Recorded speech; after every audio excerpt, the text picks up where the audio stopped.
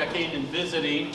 So for those who don't know, this is Catherine Mutch, how do you say it? Mutch. Catherine Mutch, who is the much better half of John Mutch, who happens to be one of the foremost authorities on tokens in Idaho. Now, it's not just tokens, because the first token he found was a Washington tax token. And he went, Washington? Who needs that? And he put it right back in the dirt. Not really. Not really. But he's decided to specialize and concentrate on Idaho tokens. Well, let me tell you a little story about him. I think we got to keep half an eye on him. You know what I'm saying? I told him I got a gold claim up at Grimes Pass. You know what he says to me? He says, Rich, I've been there. What? In the 60s, he tells me. Really? I left my Pulaski up there. Oh, so if I find a Pulaski, you're claiming it. Well, it's mine. You know what I'm saying? I'm going to keep half an eye on this guy. He also told me tonight that one of the most amazing coins in his collection, well, maybe I think it's amazing, is he actually has a Civil War token from Idaho. That's what I said. I was very impressed by that, especially because we had Dan here before telling us about Civil War tokens. So without any ado, John.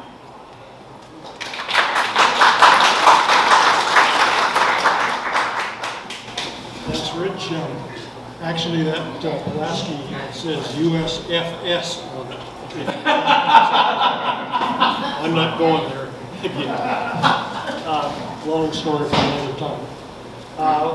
Like Rich said, John Mutch is my name. I born in Boise many years ago. Actually went to high school up at Rupert and college at the University of Idaho, and then had to move to Texas to get a job because there wasn't any jobs in Idaho for engineers. And so that's where I met my wife.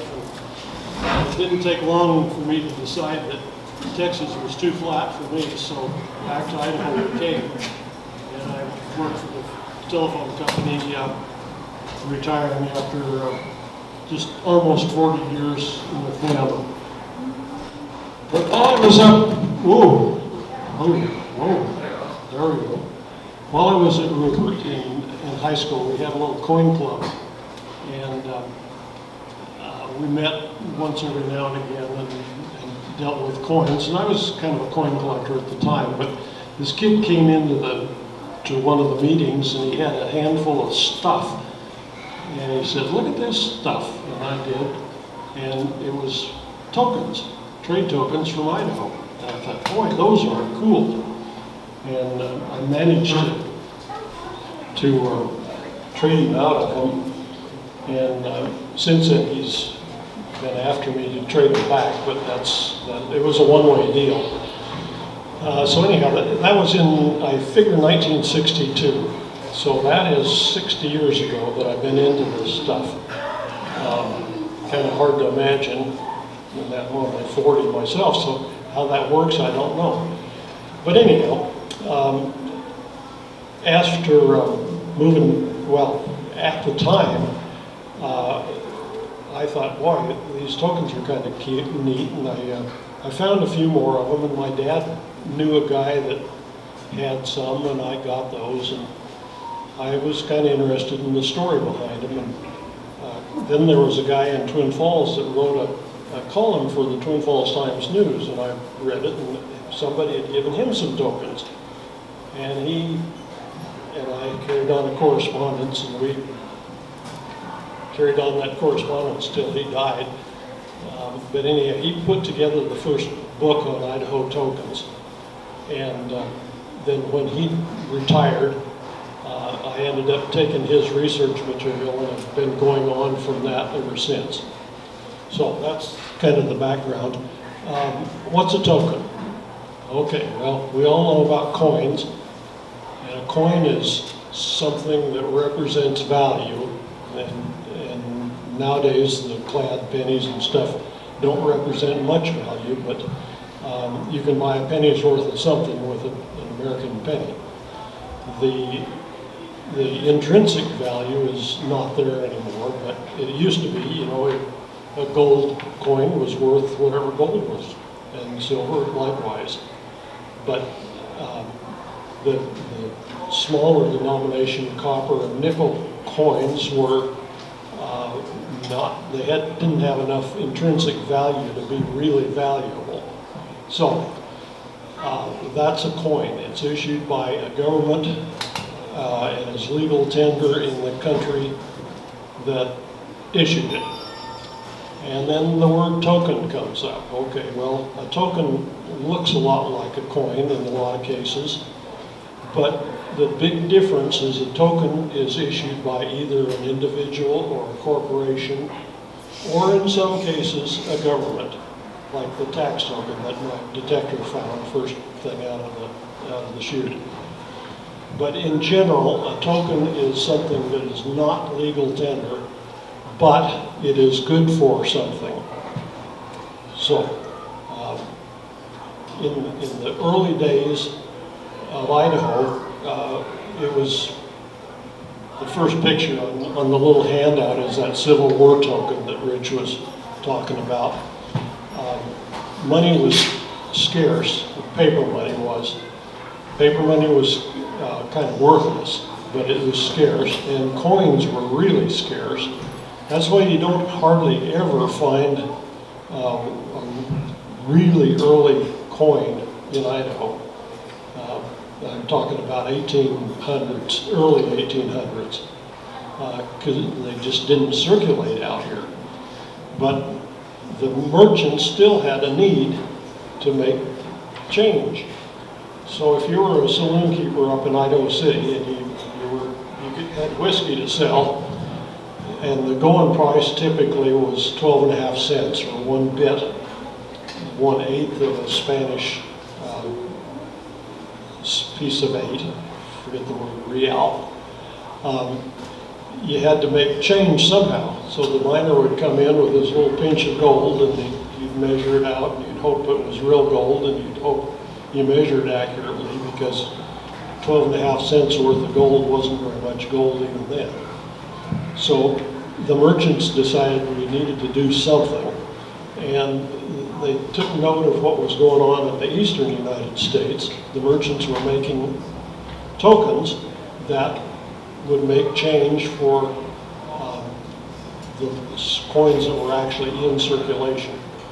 So, and the typical coin that was in circulation was a quarter, or a $50, or $1. A dime or a nickel or a penny were not in circulation here. So they would make a token that's good for 12.5 cents, say. Customer would buy his shot of whiskey, pay a quarter, and get a token back in change, 12.5 cents. Now this first one, the Civil War token, is 25 cents, and it was the Miners Brewery and Bakery in Idaho City. It is considered to be the only Civil War token recognized by the Civil War Token Society from Idaho. And the reason it is because it's dated 1865, but now the Civil War ended in early 1865.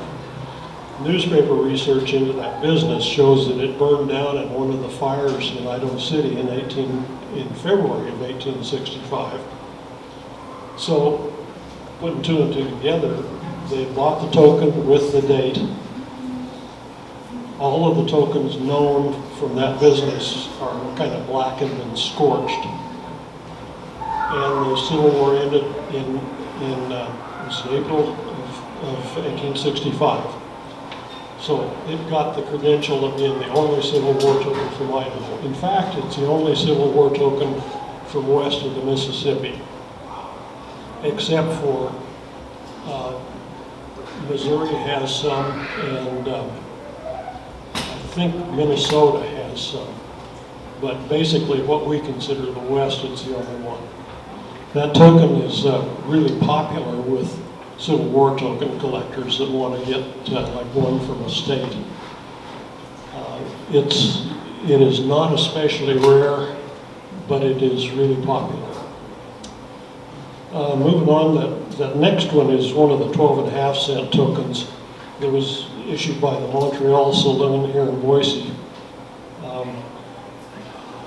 They made them octagon shape so that the barkeeper in the dimly lit saloon could tell what he was feeling there. The next one is kind of a favorite of mine. It has a pictorial of the Capitol Buffet in Boise. And a buffet was a saloon. It was just the genteel way of saying a saloon. And it was good for a drinker cigar, which says the standard price for a shot of whiskey was 12.5 cents. The standard price for a good cigar, I gotta say editorially, is there such a thing? But the standard price for a good cigar was 12.5 cents. So the patron could get either one of them. Next page has got another kind of favorite of mine, is the pictorial of the Indian on the Idaho token. There's several different ones from the Idaho Hotel, which is, if you don't know, it's still standing in Boise, but the bar is long since closed. There's probably some place close by you can get a drink, but I don't think it has one sponsored by the Idaho itself. That was one of the main uses of tokens, is to provide change for saloons and pool halls and places like that. The next most popular use for tokens in Idaho was the mercantile stores. And the Falk Mercantile, Falk's ID store, you might notice that if you remember the old chain of ID stores. They were all right across southern Idaho and Ontario, I think, had one too. But they were issued in sets. They didn't consider them that, but they had other denominations from 5 cents up to $1. The farmers in the area would raise crops and sell eggs and butter and whatever else to the store to then sell to their customers. And the store would pay either cash at a discount or in tokens. And if you chose the tokens, that meant that you could turn around and buy stuff at the store using the tokens. And that's why that was fairly popular in use. They also, it was about an 80% discount. I mean, if you wanted cash, you'd only get 80% of what you were selling to. So most people opted for the tokens. And in a lot of towns, Boise was kind of an exception, being a big town, but in the smaller towns, the barber would take tokens because he had to buy groceries. I've seen ads in various places where the newspaper guy would sell subscriptions and he'd take tokens because he had to buy groceries too. So the mercantile companies all across the state used them. Not all of them used every denomination, but most all of them did. And that's where it really gets interesting, because you get mercantile tokens from towns that a lot of people have never heard of. Here's an example. How many have ever been to Beaumont? Yeah. Know where Beaumont is? South of Nampa. There's not much there, but their mercantile store used tokens. And, there's a lot of little bitty country towns that used them. Next one's from the Bouquet Cigar Store. Now that was, it was on 821 Main Street, where urban renewal got to it in the 1970s. I remember at the time I was working in one Capitol Center down there, and we could look out the window and see urban renewal coming through, and they bulldozed some of the buildings in downtown. But for the Bouquet, they decided they were going to salvage the bricks. And so these clowns got out there and they'd try to get the bricks loose, and they were fairly poor mortar on them, and they'd toss them down in a pile to then load up and take away. Well, they found they were breaking about 3 out of every 4 bricks. So they made a chute, down, slid the bricks down. Same thing happened at the bottom of the pile. So not very much work was going on in the offices, watching these guys trying to save all the bricks going down. But when they took the back bar out of the bouquet and moved it to the new location, which is across Main Street and west a little ways to the Blues Bouquet, fairly popular night spot, they took that back bar with them. But back behind that back bar was a whole bunch of tokens. I don't know where they all went, but I got to look at quite a few of them before they disappeared. Next one is Howell's Cigar Store. It was another Main Street cigar store, and I kind of like this one because of a different connection. Howell, the guy that ran it, started out up in Cassia County, and there's actually Howell's Canyon that goes from Albion down to the Snake River that was named after this guy. He operated a ferry across the Snake River below where Minidoka Dam is now, and platted out a little town up there that never amounted to anything. But after he gave up on that, he moved to Boise and opened up a cigar store and made it good, I guess. Next token is from the Sweetser Burroughs Mining Company in Minidoka. And then you can see on the other side of that, it was good for 25 cents on Howell's Ferry.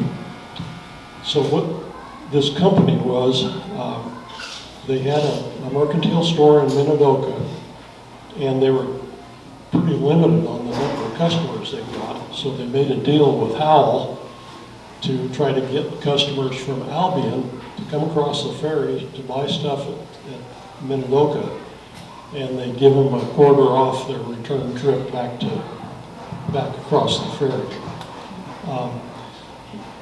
Sweetser and Burroughs, and if you recognize the name Burroughs, Edgar Rice Burroughs, the guy that wrote the Tarzan books, probably nobody's old enough to remember that, but Sweetser and Burroughs had a gold dredge in the Snake River at where Yale is, and it was above where Minidoka Dam is now. And they had this big dredge boat out in the Snake River that they lived on and dredged quite a bit of fine gold out of the Snake. And they finally gave up on that whole thing and tore the dredge apart, took part of it up to Stanley Basin. And I'm not just sure where up there they mined, but the other part of it, they got it down to around Parma. And so they tried their darndest to make a good living, but had a hard time with this piece of it.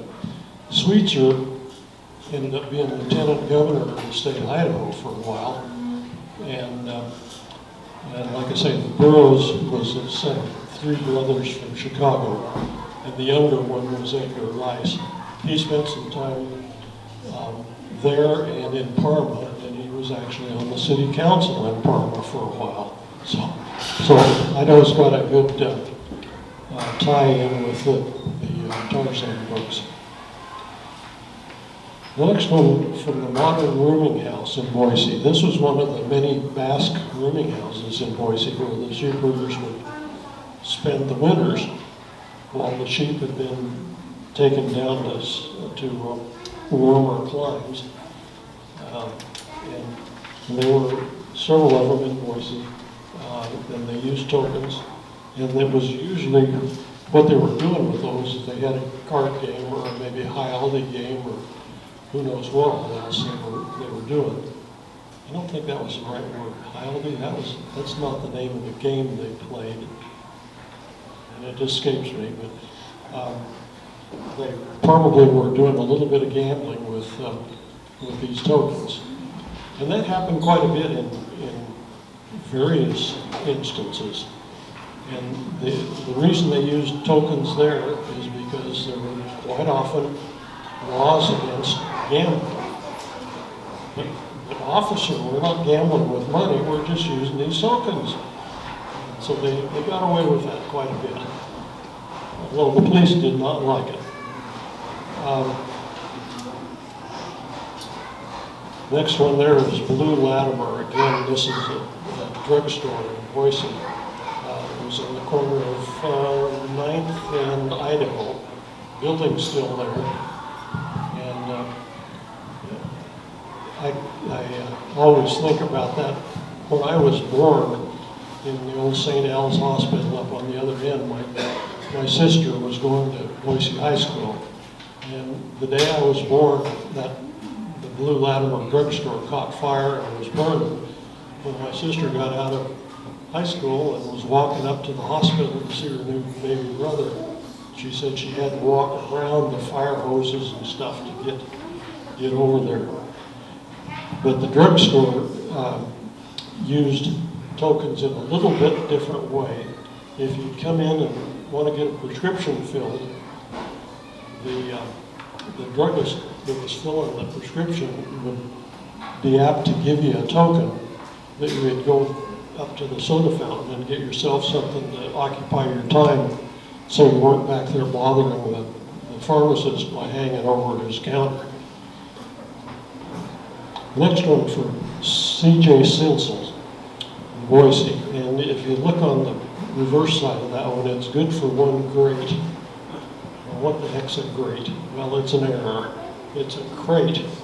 And he was a fruit packing house down on South 8th or South 9th.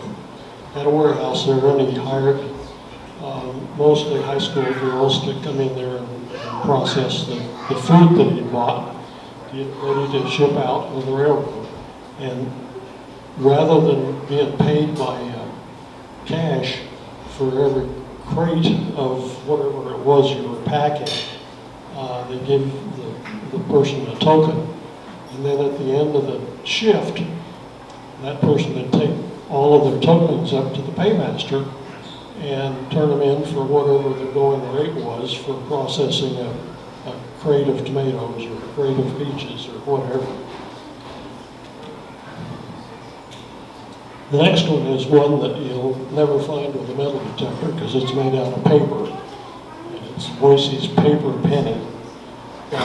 During 1942 and 43, with World War II going on, there was a real shortage of coinage, especially pennies. And the merchants just couldn't hardly do business anymore because they didn't have pennies. The mint wasn't turning it out because all the metal was going to the war effort. And so the Chamber of Commerce got together and they decided they'd print these up and use them in commerce in town. And all the people in Chamber of Commerce membership in town agreed to use the things. And then came the stink about, okay, what do I put in the parking meter? This doesn't work for a parking meter. And they got an agreement with the police to carry pennies to actually use for that. But then the word about these paper pennies got to the feds back east. It's against the law to make something that impersonates a coinage. And the Chamber of Commerce says, well, it isn't a coin, you can tell by that, and we just say that it's redeemable, so we'll quit using it as soon as you can get the mint to crank out more pennies for us. And that was the last that Boise ever heard from the feds. At the same time, Nampa thought that was a pretty good idea, and they agreed to print some up for Nampa. But they got spooked by the feds, I guess, and they decided, nope, we're not going to go ahead with this. They had some proof sheets from the printer, but they destroyed them and never found one from them. The next one's another one that is is not going to be found with a metal detector because it's actually made out of fiber board, and it was used in the old pen off of Warm Springs. The reason they used tokens is because if they were to use coins, there was the fear that inmates would bribe the guards. And so with the token, the guard couldn't use it. It was only usable by the inmate in the commissary. They used those up through about 1972 or 3 when they closed the old pen down. There's a newer version of that that's plastic. Another one you won't find with a metal detector. The next one is a fairly common token that's type of token, I should say, that's in use is a transportation token. The streetcar company, the bus company, a lot of railroads used sold tokens. And when I was working downtown, I'd go to Albertsons and every week I'd buy a package of tokens that'd get me downtown and back with bus tokens. They were still using these up into about 25 or something like that, newer design. The next one from the Houston School, plastic. And it was another kind of a way, if you're a parent, you buy school lunches for your kid and milk at the same time. They had a similar token that was good for a lunch, but that would keep the kid from pocketing the money and going next door to the candy store with the money. And on the final page there is one that's still in use. In fact, just yesterday I used one of those Winco tokens when I bought groceries. They have a deal that most people don't know about, including about 2/3 of the cashiers there. If you cash a payroll check at the store, they'll give you all but $5, or if it's a bigger check, all but $10, and they give you a token. And then you can get your money back by buying that much groceries. So it's kind of a gimmick they use, but it works out pretty good. And then the last is my contact information if you should come across tokens. But there are roughly 6,000 or 7,000 different Idaho trade tokens. And most people have never heard of one. I can show people a token and they shake their heads. But nowadays, metal detectors are finding them, and that's about the only place. When I first started going to the flea market here in Boise back in the 1970s, you'd occasionally find a cigar box full of tokens that somebody had gathered up. But those days are long since gone. As far as values go, supply and demand, I've often said there was at the peak about 20 serious Idaho token collectors. And now there's maybe a dozen, 10 or 12. So the market's been flooded, sort of, as much as you can flood a market like this.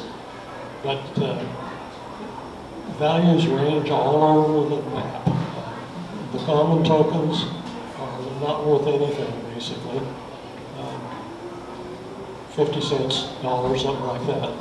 The really valuable ones, I've seen some Idaho tokens go for over $1,000 a pop.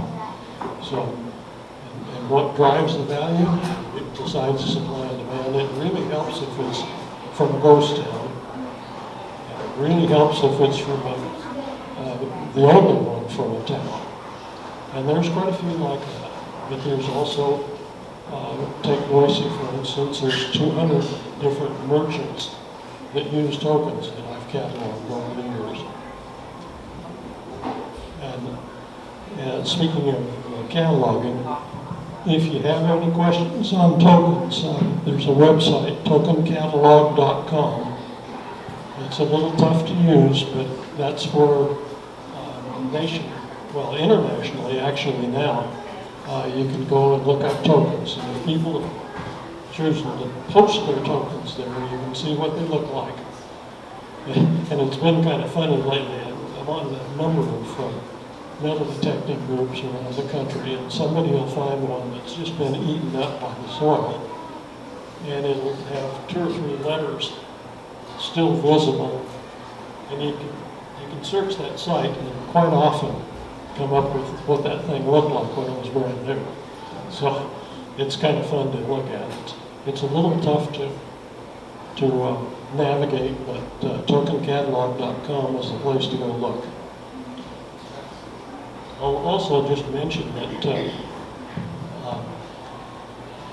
60 years ago when I started collecting, I joined the American Numismatic Association, so this coming year I get my 60-year pin with that outfit. And then about 10 years after that, I joined the Token and Metal Society. And it's another national operation. And about 10 years into my membership there, I became the Maverick editor.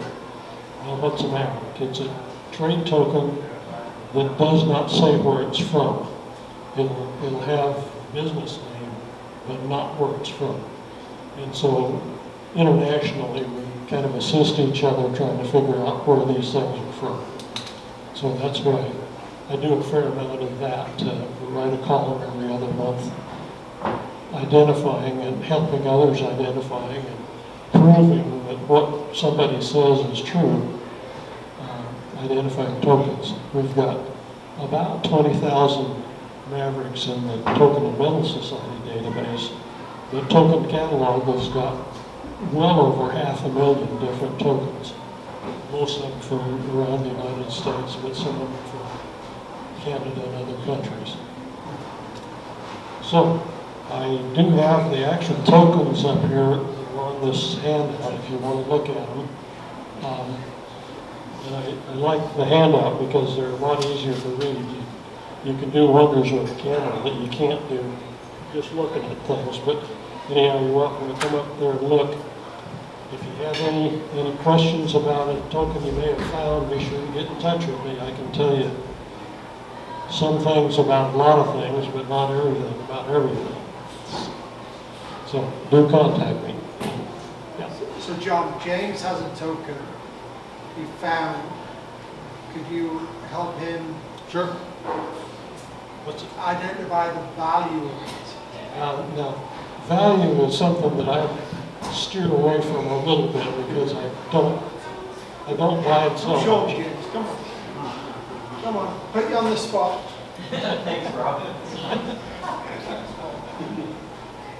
I've done this a few years ago with him up in Portsburg.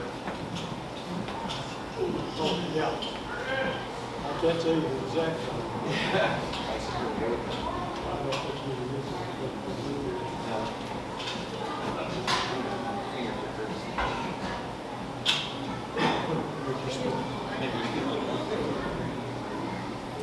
It's FW Morse. Yeah. James, tell us what token it is. It's FW Morse from Portsburg. It's good for 10 cents. I don't know if you have a picture of like the storefront or know where that was at all. No? Portsburg is a tough place to figure out where stuff was. You know, it really is, because there is a real neat panoramic photograph of that, but it doesn't go down and show individual names. And they didn't have street addresses, so you don't find it in a directory. Right. But I've got some information on Morse. Okay. I'll I'll email you that now. Yeah, do that, and I'll send you back what I know about it. Perfect, thank you. But Portsburg it's got maybe 8 or 10 different tokens, and they're all pretty good. You have a question? I have a question. So if we're detecting and we find these points, what kind of metal are they and how would we expect them to be? The bulk of them aluminum. Now there's some that are bronze. I have darned if I can tell really the difference between brass and bronze. Bronze is redder and brass is more yellow. But if it's been in the ground, it's maybe black. So there's also German silver, which is an alloy that has no silver in it, but it's a nickel and tin and zinc and a bunch of other junk. That's a little more durable and it looks a lot like silver. And then there is, during World War II, you couldn't get brass or aluminum, so they made it out of zinc. And the earth is really hard on zinc tokens. Just like it is on a zinc penny. Definitely. And I can't tell you what they're in. But you'll never find a gold token. Because that was, that's, you just don't do that. And most silver. So that's basically the 4 different metals that you see. Once in a while there's a steel one.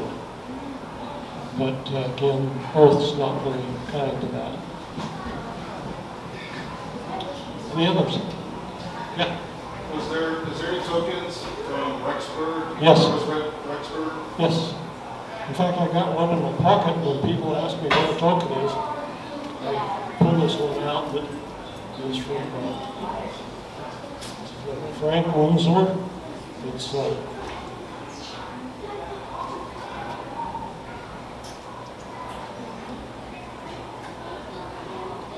J.E. Winsler, Rexburg, Idaho. Good for 50 cents in trade. But yeah, there's quite a few from Rexburg. In fact, you'd kind of be hard put to name a town in Idaho that there isn't a token from. There's some that are a lot scarcer than others. Garden City, for instance, has got one business that has tokens. Does Smith's Ferry have any by chance? No. I don't think it was ever a post office. Yeah, there was a post office there, yeah. There was a ferry up there. Yeah. So, yeah, Smith's Ferry is one that we don't know of yet. Cabarton, you know where Cabarton was? Cabarton, there was a railroad town on the north fork of the Payette. It moved along, and it was taken from there. And then John, if you've got, I found a token in California that nobody's been able to identify. Are you a Maverick that could help me? Yep. Thank you. You can take it out if you want it. So I found that down in Palm Springs area-ish. And this token is only about 15 pounds, and nobody knows where it came from, and hopefully John does. The problem with this one is the identifying mark on it is the initials WHC. How many people have got initials WHC? Once in a while we can nail those, but they're really tough. Now, if it's good for a drink, you can narrow your search down who had those initials and on the saloon. Or if it's a really weird initial, like Z or Q or something like that, you might look into it. It's tough. Have you looked on Token Catalog? I have, and I haven't seen it. It is a little bit difficult to... Yeah, because you don't put spaces between the initials. It's W period, H period, C period, no spaces. Give that a try. So you're trying to steal my token, you little tinker. Sure. Take a picture of it and put it on there. Here's the back of it if you want to look at that.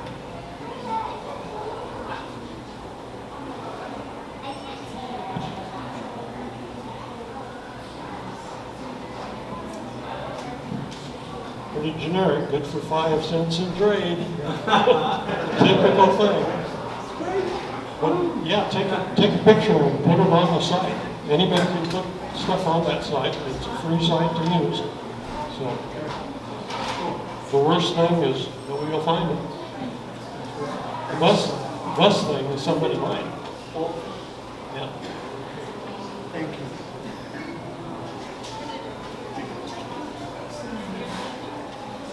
All right, thank you. Thanks, everybody. Thank you, thank you, thank you. Give them a big round of applause.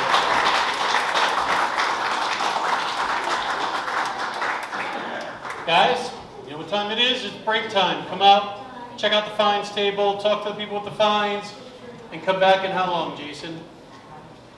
10 minutes. We'll see you in 10 minutes. Thank you. Don't forget the raffle table. All right, John, thank you. That was great. I love tokens. I actually found one of the tokens out of the 12.5 cent one on the first page, down in Boise. Anyway, so what we're going to talk about that was my American translation. We're going to talk about the fines table. So if I am standing next to this, just come on up, introduce yourself, say who you are, and say what your fines is, and then we'll just take it from there. Okay, we'll start with this one. This is pretty cool. So after finding a lot of coins Who are you? this year, Who are you? oh, I'm Sue Collins. Sue Collins, hello. Thank you. Have a nice trip. Okay. So anyway, after finding a lot of quarters this year, we're finding a lot of coins. We thought, let's do something fun with them. And we thought we would, we went and bought one book, because we realized a lot of them are the state coins. And so what we started doing was putting all of these came out of the ground. There's 6 books here. And there's quite a few in each book that we found. So far, and then if let's say we find this one, and we find one that's better than this one, then we will take this one and take it out and put a better one in there. So what we end up with is a gift for our grandkids.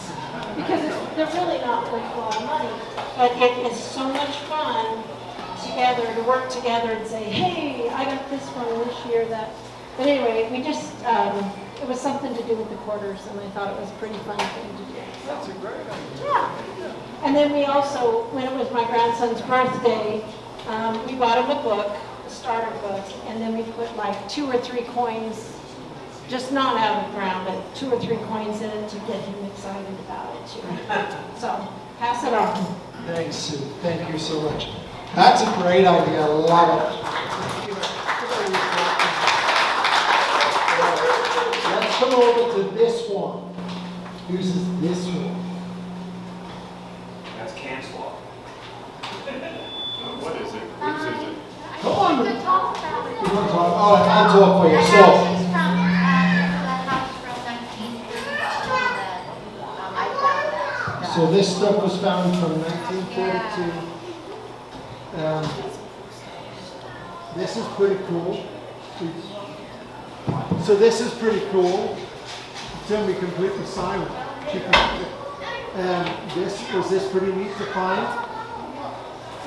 So, and then what are these yours also? Yeah, that was at the house. I love those. Look at that. Thank you very much. All right, next. What? Next one is this one here with the wee buckle. Whose is this one? Come on over. Let's pretend I've got a microphone and you can say who you are. Go ahead. Hi, I'm Ken. Ken. This is nothing special. I'm a rate amateur, and this was really, I had a metal detector in my garage for years, and then a few months ago, we had a hunt in Meridian, and Davey helped me turn it on and explain for me how to use it. And I found the penny, but I went back to that same park that's close to my house, and I found this stuff, which is junk, basically. So 3 pennies and some junk.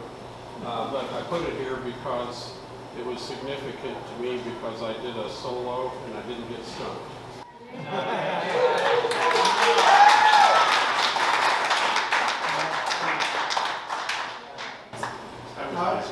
Is this yours? I was busy. I haven't been in like 4 months, so this is about 4 months worth of stuff. I went to the beach. A lot of this little kids stuff is from the beach. Say who you are. My name's Chris, by the way. This was the most interesting thing I found on the beach. I want to know who brought their VW new Beetle onto the beach and lost that, because it was on a beach that did not have access to cars. So that was an interesting one. I dug it out and I looked at it. Mostly the jewelry and stuff. Some of it was from the beach, some of it was from here. Lots of junk jewelry. I go to schools and parks mostly in Nampa because I'm a bus driver and I have the middle of the day, so I go kill my 3 hours sometimes with my detective. Very rarely do I find gold. This time, like I think I posted it on our site about a week and a half or 2 weeks ago. I found a nice 14-karat gold ring. I just tested it. Diamond's not real. But I mean, you know, it's just basically about their play. And if nothing else, you get better with your detector. Thank you.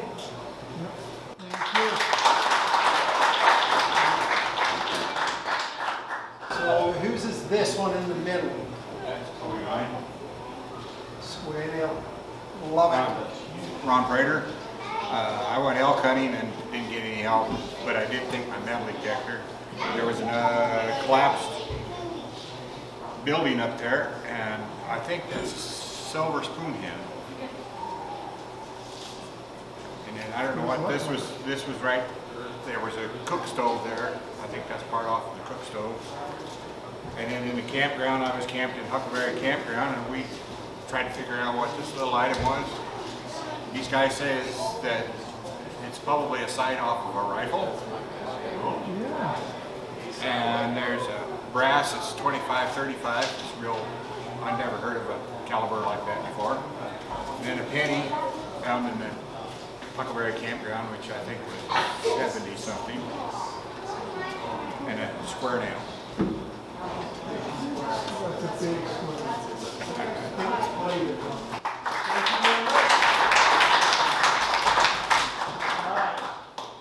Whose is this one? That would be me.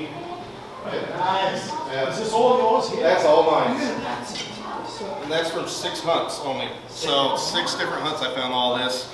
My name's James. I joined up back in May, April. I found a lot of good stuff. The coolest things I found was Memorial Park, which used to be part of Old Fort Boise. I found some bullets that probably date back to about 1850. I got this one identified as a 45-70. And I'm not sure about this. They think it might be a pistol, but they have no markings, so they're pretty old. I thought that was pretty cool. Also, this might be from that era too. Found that there. And then at Veterans Park, I found this key. I have no idea what it is to.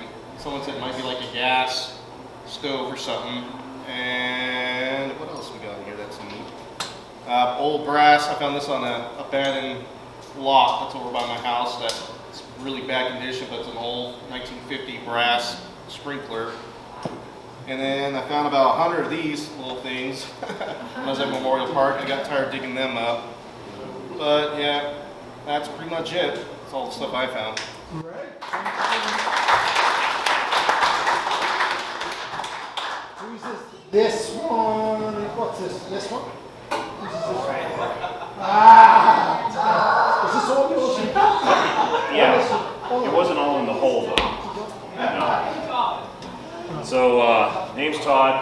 I didn't get to go to the first treasure hunt for the one that Clinton K did, but I was able to go out multiple times, and I hear in the room some of you already went out and searched for this, and I couldn't get it to the reclamation site. And Mario here and James on one of the trips went out with us because he had just gotten moved to Idaho. So I thought, hey, this is a great time. Let's go find this because it's got to be there. I know that area.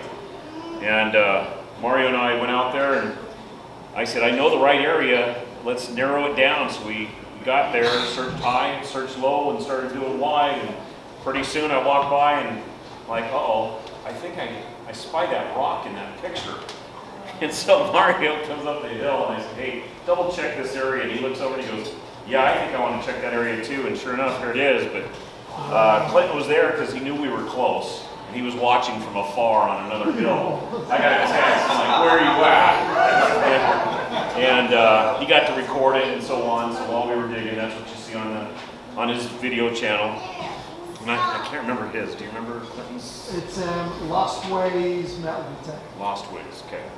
Anyways, it had a lot of neat stuff, and he's kind of getting a riddle to it about the magical seeds and so on, and stickers from other channels and gifts, and there's a wide variety. There is a Pojo's token, but I didn't even bring that one. What's the value on that one? Priceless. But there's like rings, there's rocks, there were crystals, square nails, and then because we found it, Clinton also does some leather work, and he gave us some leather stuff, and that was pretty cool of him to. Yeah, I was happy because I didn't buy a sheath when I went to Gravedigger Tools to grab my other sheath for the tool. I didn't get a sheath with it, so now we got that. But no, we were pretty excited that we found that treasure, and now he's planning a third one. So yeah. Good luck, all. Good job, Mario. So yeah, just a shout out to Clint. He makes some really good stuff. He really does. He's such a nice guy too. So if you've ever had a chance to meet him, whose is this? Peggy's. It's not Peggy's name on it. Hey, that's an idea. Maybe we could write our names on it instead. I could say, whose is this, right? Peggy, come talk to us about yours. Or just stay there and talk to us. There's a house in the north end of 1904, and it's right across north I don't remember it. Anyway, so there's a gentleman who's no longer here, and he found about 9 silvers on the properties. They stripped the sod and they're renovating the whole house. I went on and I found what I found. There's quite a bit of silver there, and it turns out it was called the Burger Shack. So that made sense for the kids to come and eat a burger, and then at one time it was also a general store. So there's still kind of, the ground is kind of lumpy, and there's still a lot of wood in the back, so there's still more area to get to. So as soon as it gets scraped a little bit more, I'll do that. That's it.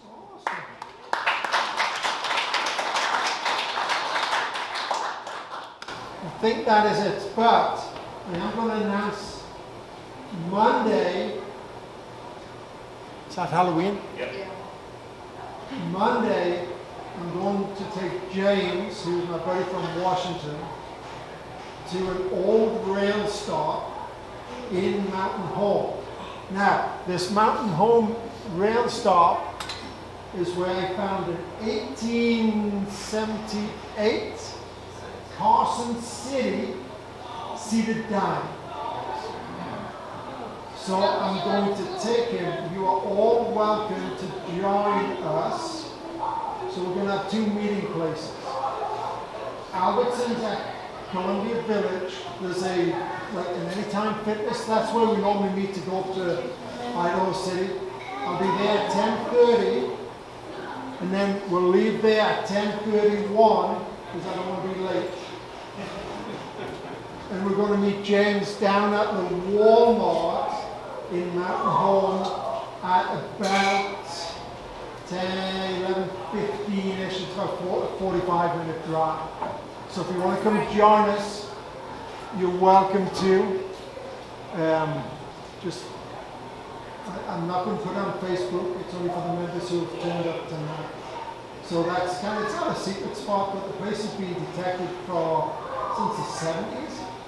And about last time I was there, I think I was with Rich.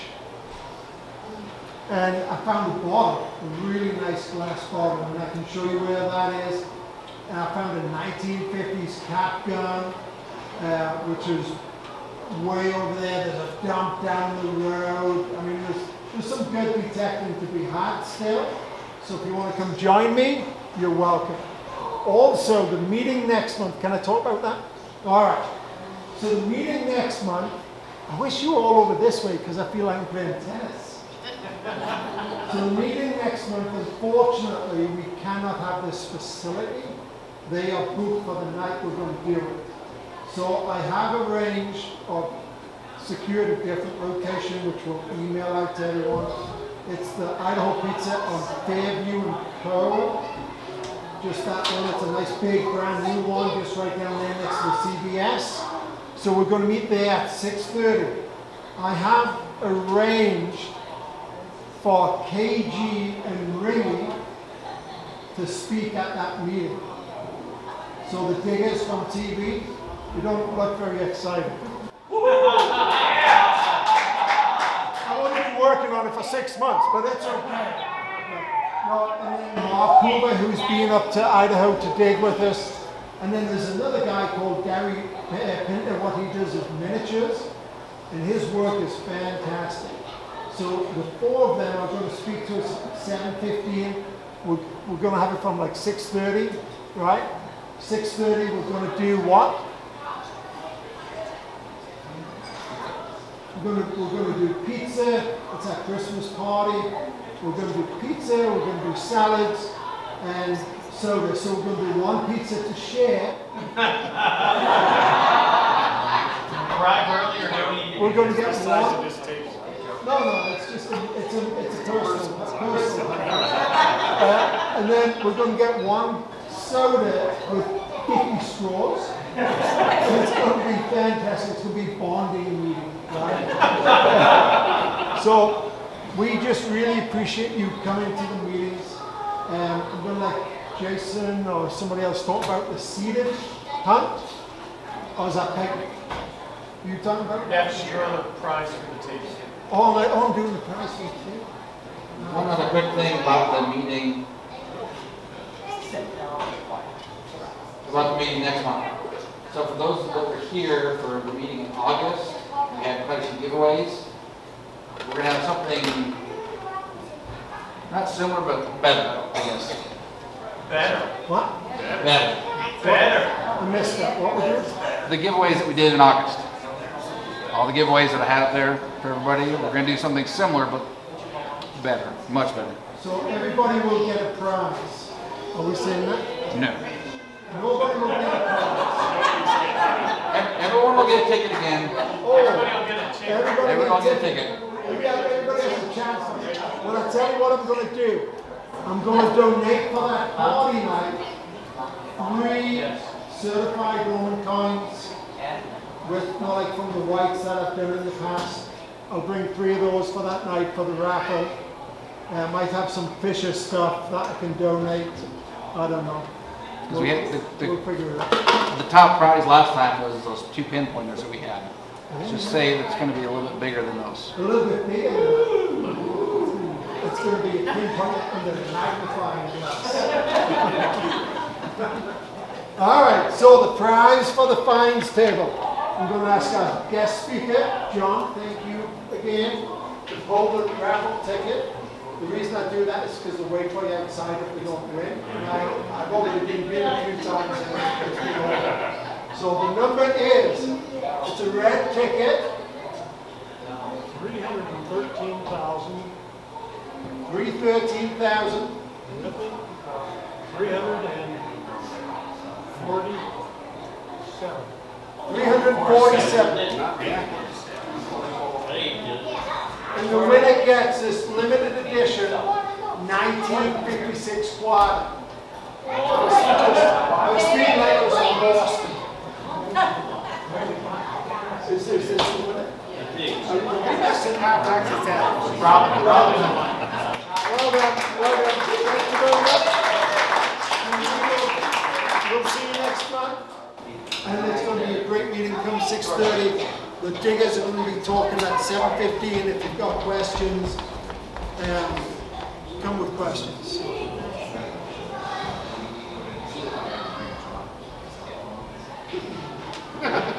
I should say they're speaking over video conference and not coming in person. Wait, you are on a limited budget. We have to do this slightly. I'm sorry. Me and Ron are just in person. I know, I hear you.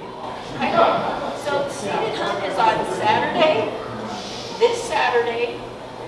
It will begin at 11 a.m. sharp and will end at noon. And then everybody puts their detectors aside. And John and Melissa will be providing us with hot dogs and hamburgers and yes, and potato salad, I believe, right? Yep. And that's time to eat, but also if you come dressed in a Halloween costume, somebody is going to win some money. You want to tell me? Can I say it? Of course you can. Folks, I know this is going to blow you away, but a lot of guys have been asking me, what's this thing on my hip? This thing on my hip tells you I'm a serious detector. You take your pinpointer, you put it in there. If you're at the seated hunt and your hand does this, you know you're on to something. You know what I'm saying? This here's Idaho, and we got a quick draw McGraw. Now the winner of the costume party is going to get one of these here holsters. You want to see that again? I'm pretty quick with it. Oh! Done found something. Hang on. Pretty quick with this. This tells you I'm serious about metal detecting. Your luck series. And then what I'm going to do, not that you want it, I'm going to take a $100 bill from Richie Rich's Mining Supplies cash register. Don't tell the wife. And whoever's got the best costume on wins a $100 bill, along with the hip holster. Now, I know you guys were a little offended that you might not win the hip holster. Yeah, I got them for sale at the store just in case. So if you really feel left out, I got them at the store. Sue, you had a question. I was going to ask for it. Richie Rich's Mining Supplies. Thank you. Thank you, guys. Rich. Yes. Are you sure you want to do Oh, be careful. I drew it. You scared me. Are you sure you want to do a $100 bill? Why not do a $100 token? Because I drew to go shopping. To Rich. No. $100 bill, buy your sweetie something sweet. Thank you, guys.